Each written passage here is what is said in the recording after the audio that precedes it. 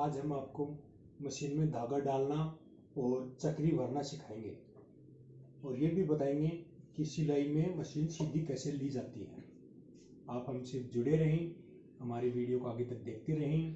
पहले अपन एक धागा लेंगे, एक पोगी लेंगे और एक चक्री लेंगे और इस साइड में ये पेचकस है, इसको यूज में लेंगे। इससे हम धागा की चक्री को भरेंगे। इससे पहले ऐसे पकड़ा, इसको इससे पकड़ के और ऐसे दो बार घुमा दो बस, और फिर इसको यहाँ लगा दो, यहाँ लगा के। और अब आपको दिखाते हैं कि चक्री में धागा कैसे भरते हैं। तो बहुत से तरीके हैं धागा भरने के, लेकिन आपको हम जो तरीका यूज में लेते हैं वो बता देते हैं। ऐसे इसमें पेच के डाला और ऐसे पकड़ा और ऐसे मशीन चलाई और फिर इसमें धागा डालता जाए।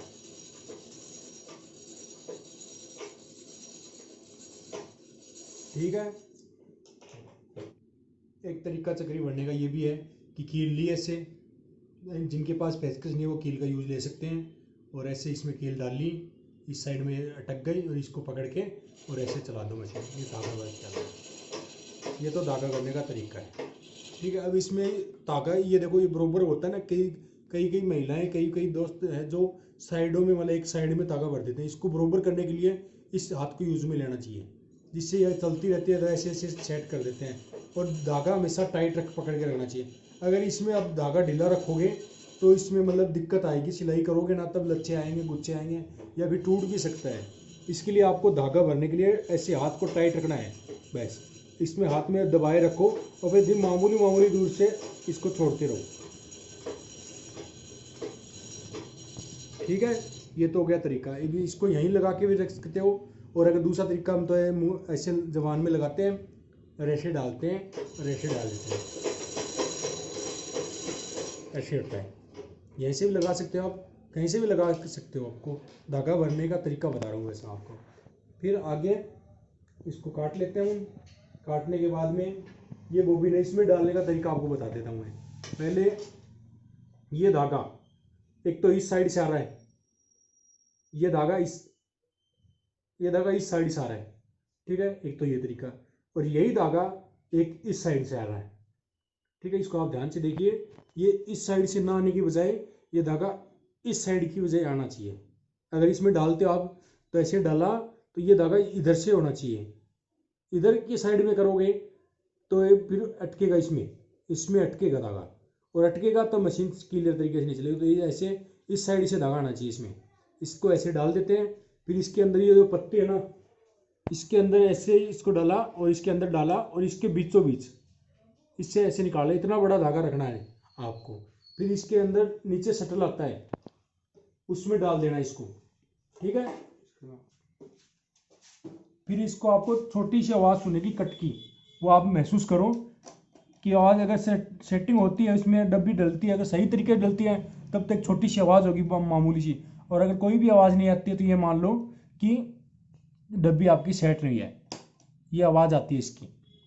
ये तो एक महसूस करने का तरीका, आप बिना देखे भी करो तो, क्योंकि हर बार देखा नहीं जा सकता है ना, क्योंकि एक्सपीरियंस होता है। इसको देखने में इतना टाइम लगा दोगे कि आप कपड़े क्या पता कितने सिलोगे, फिर कपड़े की स्पीड में फर्क आएगा इसमें।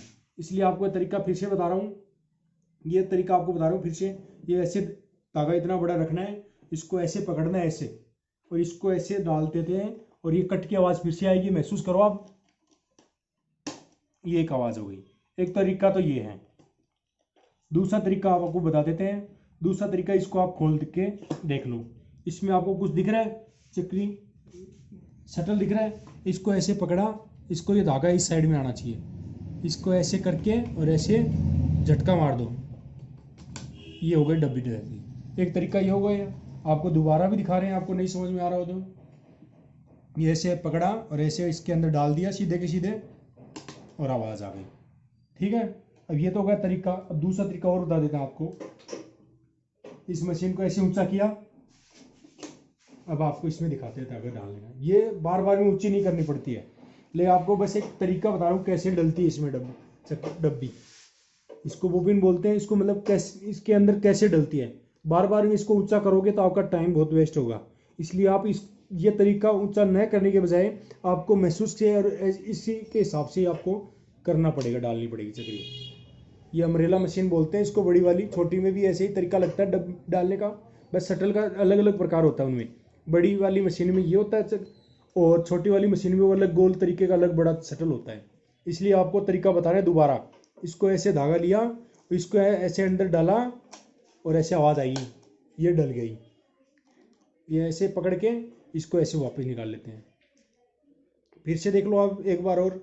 इसको ऐसे धागा डाला, इसको ऐसे पकड़ते हैं, ठीक है। आपका अलग अलग तरीके का अलग अलग तरीके से पकड़ सकते हैं। पकड़ने का कोई तरीका जरूरी नहीं है कि वही तरीका रखो, बस आपको इसके अंदर डालने का तरीका सही आना चाहिए। पकड़ने का नजरिया कोई बात नहीं, आप कैसे भी कर सकते हो, लेकिन इसमें डलने का तरीका ये बता रहा हूँ आपको। ये आवाज़ आती है। अब ये हो गया तरीका। अब इसको समझ सकते हो, ये चलती है तो वैसे ही चलेगी, ठीक है। अब आपको हम इसको वापस नीचे कर देते हैं। अब आपको हमने बता दिया है डब्बी कैसे अब आपको मशीन में धागा डालना बता रहे हैं। पहले भी बता चुके थे हमने, लेकिन फिर भी किसी को समझ में नहीं आया तो हम दोबारा बता रहे हैं आपको। सबसे पहली बार इसमें, फिर इसको इसमें से डाला, इस छेद में डाल दिया। ये 3 छेद हैं, किसी भी छेद में आप डाल सकते हो इसमें। उसका फ़ायदा मैं बाद में बताऊँगा आपको नेक्स्ट वीडियो में। ये इसके पकड़ के इसके अंदर बीचों बीच डालना है आपको। ये बीचों इसके मतलब स्प्रिंग पे टिकी हुई है, इसको झांझ बोलते हैं वैसे तो। इस स्प्रिंग में डाल के, ये स्प्रिंग देखो ऐसी हो रहती है। मतलब ये जब ऐसे मशीन करते हैं ना, तो कई स्प्रिंग अगर ख़राब होती है या फिर झांझ ख़राब होती है तो ये स्प्रिंग ऊपर की ऊपर रह जाती है, ये यूज़ में नहीं आती है। और ये यूज़ में आनी ही चाहिए, क्यों? इससे सिलाई में क्वालिटी बढ़ती है। तो इसमें डाला, फिर इसकी इधर डाल के और इसको ऊपर धागा करके और इसको डाल दिया इसके अंदर। इसमें डालो या ना डालो कोई बात नहीं है, तो भाई डालना चाहो तो डाल सकते हो। फिर सुई के अंदर के ऊपर लेते हैं। सुई में बहुत तरीके होते हैं। कई कहते हैं हमसे दिखता नहीं है, कम दिखता है, कुछ भी चश्मे का यूज़ जो लेते हैं उनके लिए सबसे बेस्ट तरीका सुई में धागा डालने का, कि इसको यहाँ से वो होते हैं कोने निकले, रवे निकले होते हैं इसके धागे के, इसको आपको आगे से काट लेना है। आगे से काटने के बाद इसको कोई रवे वगैरह कुछ नहीं है, अब इसको इस सुई के अंदर डाल देते हैं। इसके अंदर डालते ही फर्स्ट बार में डल जाता है। और अगर ये धागे में अगर रवा निकलते हैं, थोड़े बहुत भी अगर रवे निकलते हैं, तो ये धागे में डालते ना, तो ये रवों की वजह से धागा इधर हो जाता है, कभी इधर हो जाता है, कभी इधर हो जाता है, कभी इस साइड में से निकल जाता है, कभी इस साइड में निकल जाता है, अंदर नहीं डलता है। जब तक अंदर नहीं डलता है तब तक इस सुई में धागा नहीं पहुँच सकते। उसमें क्या कहते हैं कि जो चश्मा लगाते हैं या फिर जिनको कम दिखता ना, उनमें ज़्यादा दिक्कत आती है। बाकी फर्स्ट बार में अगर कोई भी करता है तो सब में दिक्कत आएगी, चाहे कितना भी दिखो। इसमें दिखने का कोई फर्क नहीं है कि कितना भी दिख, तो आपको कितना भी दिखता होगा, नज़र कितनी भी आपकी तेज हो, लेकिन फर्स्ट बार में एक बार में सभी को दिक्कत आता है। 2-4 बार जब एक्सपीरियंस हो जाए तो हैंड टू हैंड धागा डल जाता है। हम तो आपको हैंड टू हैंड डाल के ना सिखा देते हैं। आपका अलग अलग तरीका होता है धागा डालने का। ऐसे लिया, एक इसका 2 तरीके होते हैं, एक तो इसको पकड़े रखो और या फिर ऐसे इसके अंदर डाल दो, ठीक है। तो इसका तरीका भी बता रहा हूँ। देखो, इसको ऐसे एक बार अंदर इसको लिया, वो दूसरा धागा आ गया, इसको ऐसे खींचा और ये धागा बरोबर दोनों को बरोबर करके और दोनों को इस साइड में कर देना चाहिए, ठीक है। और फिर इसको नीचे डाल दिया। ये तो हो गया धागा डालने का। कई बार क्या होता है कि आप ये धागा छोटा लेते हैं, ये धागा वाले छोटा लेते हैं, उन इसको इसके अंदर कर दिया, और कई लोग इसको धागे को पकड़ते नहीं है। इसको धागे को पकड़ते नहीं है, पकड़ना भी चाहिए, या फिर कपड़े में सिलाई करें, अगर इसको हम घुमाते हैं तो ये धागा निकल जाएगा। जैसे ही निकल गया तो इसको थोड़ा सा बड़ा रखना चाहिए, कोई फर्क नहीं पड़ता अगर बड़ा रख लेते हो तो। दोबारा धागा, इतना बड़ा धागा आप रखते हो तो मशीन ऊपर चलती है तो आपका धागा नहीं निकलेगा।